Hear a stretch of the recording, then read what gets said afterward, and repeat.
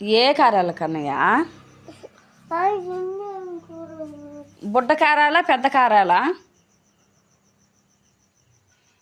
అవునైనా రుద్రయ్య ఏంది? నువ్వే కదా అడేసింది, నాకేం తెలుసు. అక్క కదా. చెప్పు, బుడ్డ కారాలా పెద్ద కారాలా? ఏ కారాలు కావాలా? నేను చేయనులే అయితే, చేయను పో.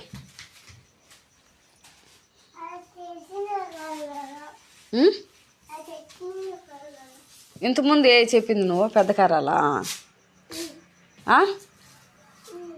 చెప్పు.